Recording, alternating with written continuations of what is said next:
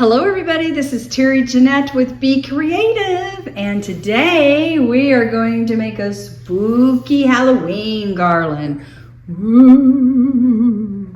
So today's thought is going to be coming from this book, Take Time for Joy, and it's actually separated out into every day of the year, and I'm just going to skip around.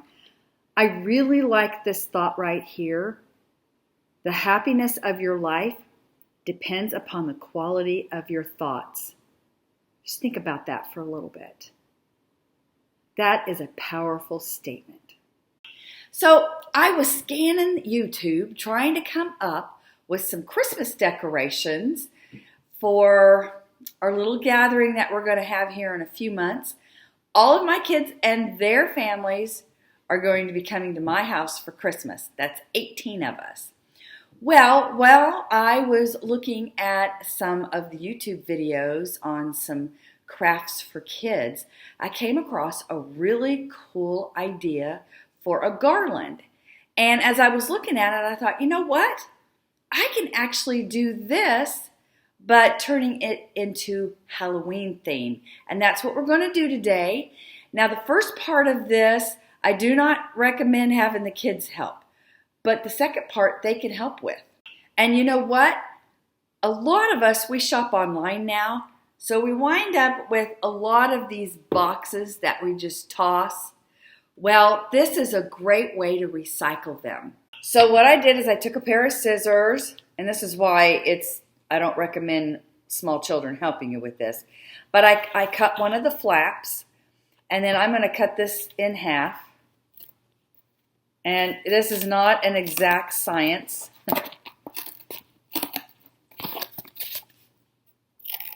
Okay, once I get it pretty much in half, what we're going to do is I'm going to draw a ghost shape on one side and a pumpkin shape on the other. And then I'm going to cut it out. Now, for those of you that are really artistic, you could probably just cut it out, but I'm really not that artistic, and even drawing is going to be a little difficult for me. So here's my little pumpkin shape, here's my little ghost shape, and I'm going to cut out several more of these, and depending on where you want to hang this garland, depending on where you want to hang this garland, determines how many ghosts and how many pumpkins you need. So let me go figure that out, get my pumpkins and ghost all cut out, and I'll be right back. By the way, if you have an X-Acto knife, this may be a lot easier for you than a pair of scissors. Everything is now cut out. I've got 4 little ghosts, and I have them in 2 different sizes, okay? Big one, little one. And then I have 4 pumpkins. And so the next thing we're going to do is we need to cut out eyes. So with my pumpkins, I'm just going to make triangles for the eyes. And the X-Acto knife is going to come in handy for this. Or if you don't have an X-Acto knife, you can just use a kitchen knife. But just be warned, it is probably going to dull your knife a little bit. So you might want to maybe not use your really good knives. But anyway, triangles for the pumpkins, only the eyes. We'll address the nose and the mouth in a little bit. And then for the ghosts, all they need is eyes anyway. I'm going to cut out little ovals. Here are my little eyes for the pumpkin. By the way, a little tip. You might want to get a cutting board to do this, particularly if you're using an X-Acto knife. You need to be really careful. You don't want to X-Acto knife your finger off. But if you just set it on like a cutting board, you can kind of cut around it and then just poke those eyes out. So you'll have your little eyeballs. Let me get these done. And yes, I did draw my eyes on first. So while I'm poking these eyes out, I have a question for you. When do you start decorating for Halloween? Or do you even decorate for Halloween at all? Let me know down in the comment section below.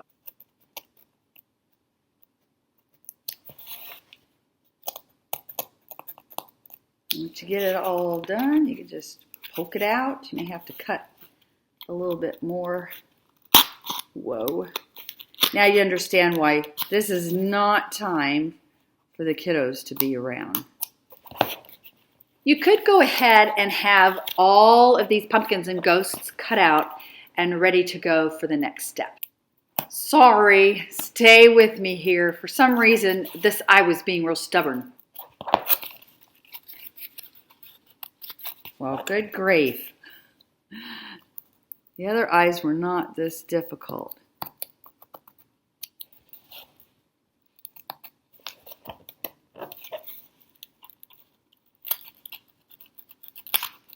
There we go.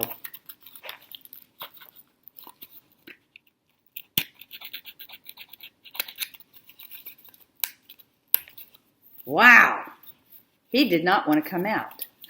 See if this one's going to be any easier.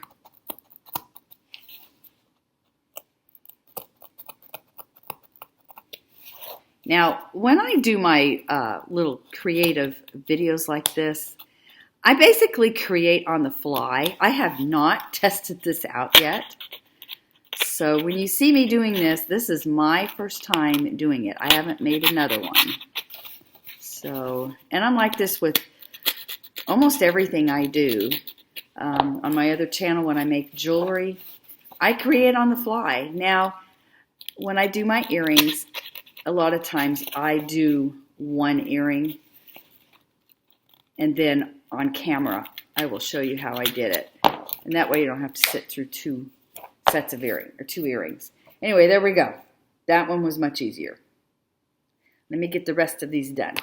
All right, so I have all my pumpkin eyeballs cut out, and my little ghosts kind of look like little Pac-Man. So the next thing I'm going to do is I'm going to paint them. I'm going to paint the ghosts white and the pumpkins orange.